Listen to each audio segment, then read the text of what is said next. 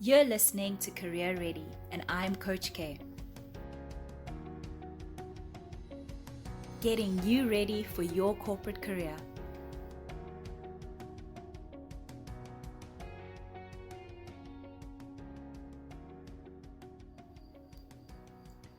Yesterday we looked at a case study of Naomi H., who lost her NASA internship over a tweet she posted.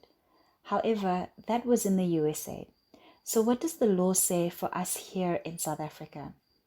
In this session, I wanted to address how social media can be used against you based on your personal conduct, even after your working hours.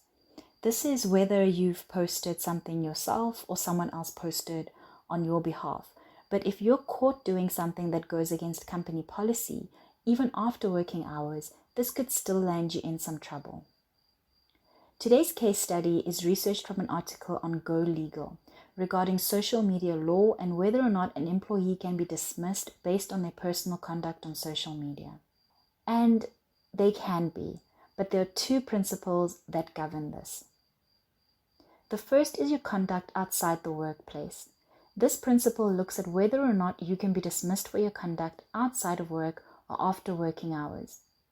An employee was found to have gone against company policy by drinking at a union congress. The adjudicator found that drinking at a considered work event was essentially like drinking at work during working hours.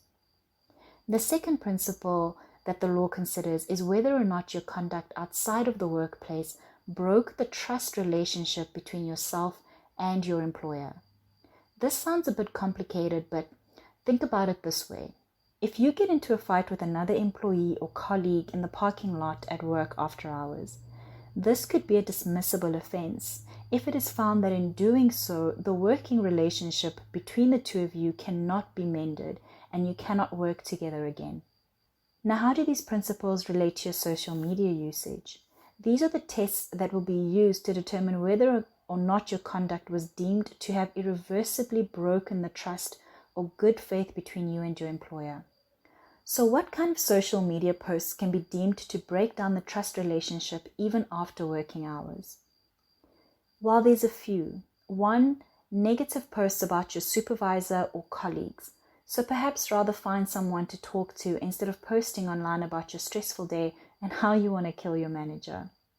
2, posts about sensitive work information and decisions made by leadership, like posting about a new company product that has yet to be officially launched.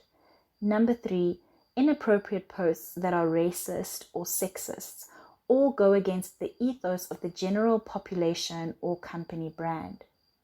4, negative posts about your actual job or clients, especially if these can be traced back to where you work. And lastly, 5, boastful posts about how you took a sick day, for instance, but really all you wanted to do was binge watch the latest show on Netflix while nursing a hangover.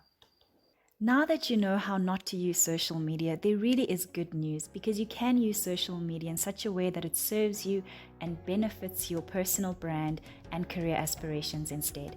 And tomorrow we will look at just how you can do that.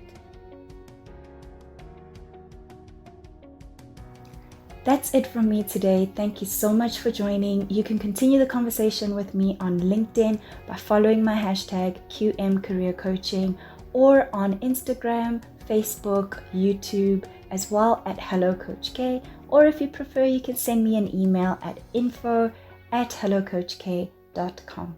See you next time.